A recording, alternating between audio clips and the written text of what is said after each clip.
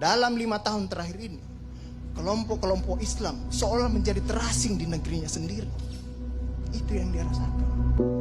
Berapa ulama yang berjuang mendirikan republik ini? Indonesia 80% penduduknya umat Islam. Tidak pernah meminta 80% hasil sumber daya alam yang dikuasai negara untuk umat Islam. Gak ada yang minta. Ada gak yang minta? 80% umat Islam penduduk Indonesia tidak pernah meminta 80% APBN untuk umat Islam.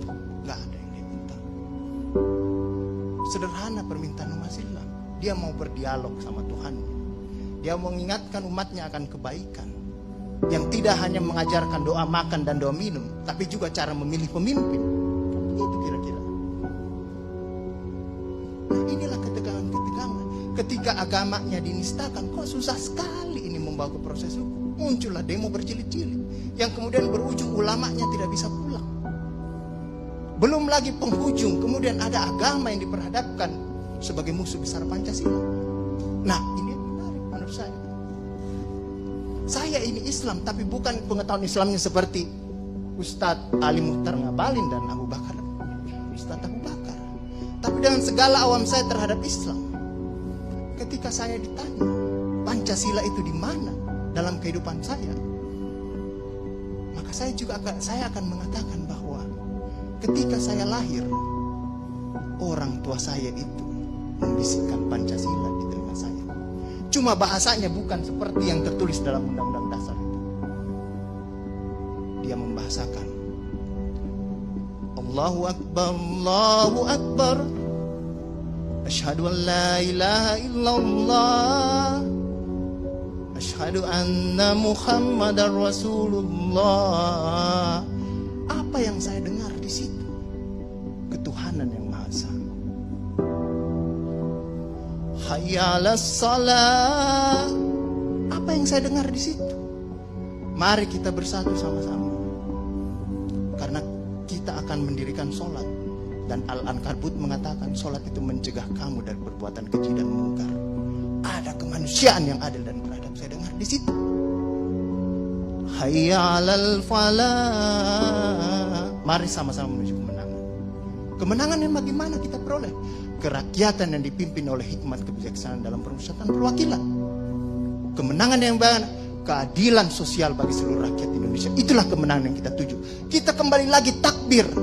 Allahu Akbar, Allahu Akbar, la ilaha illallah. Kita ulang lagi.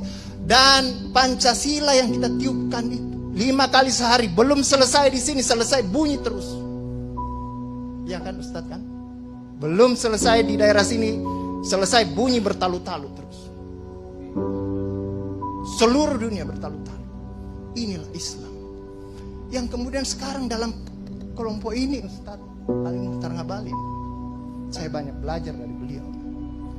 Inilah yang kemudian sekarang, kenapa kami mau diperhadap-hadapkan? Kenapa kami ada yang menjalankan keyakinannya ketika dia celananya cingkrang, radikal, atau dia pakai cadar, dulu diperhadap-hadapkan. Saya Indonesia, saya Pancasila, ada dulu itu banyak sekali seperti itu. Kenapa kami seperti ini? Sekarang, akhirnya sekarang semua orang disuruh pakai cadar.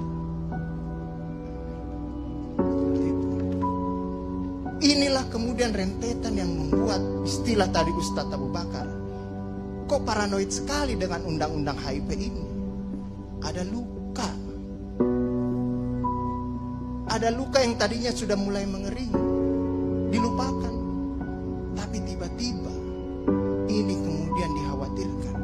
Jangan sampai Pancasila ini mau dipakai sebagai instrumen untuk membibirkan kelompok Islam dan kelompok ini. Apalagi kalau kita baca RUU-HIP itu, memegang kekuasaan pembinaan ideologi Pancasila ada sama presiden. Saya juga baca-baca sekilas tadi. Kok di situ ditulis pendidikan nasional menurut undang-undang ini itu berubah. Tujuan pendidikan nasional oleh Undang-Undang Dasar mengatakan bahwa beriman, bertakwa, berakhlak mulia. Di sini diciptakan pendidikan nasional itu bertujuan untuk menjadi tenaga ahli dan terampil. Ini kan mau dikasih jadi tukang ini bagi kapitalis kalau seperti itu berpikirnya. Nah, inilah yang kemudian yang dirasakan oleh kelompok-kelompok Islam dalam perspektif perjalanan konstitusional kita, bahwa ada yang tidak adil dilakukan oleh kekuasaan. Kelompok Islam selama ini tadi yang saya katakan tidak pernah meminta apa-apa. Paling jauh kelompok-kelompok Islam mungkin dapat honor dari negara. Itu pun tidak dipakai untuk foya, dikembalikan lagi untuk membantu negara menghidupkan santri-santri, mencerdaskan kehidupan bangsa, menciptakan manusia-manusia yang beriman, bertakwa dan akhlak mulia. Yang sebenarnya tugas pemerintah itu dikembalikan lagi seperti itu. Itulah yang kemudian mulailah sekarang kelompok Islam sangat hati-hati kalau kemudian Pancasila ditiupkan terus, seolah-olah ini mau dijadikan instrumen untuk memarjinalkan Pancasila.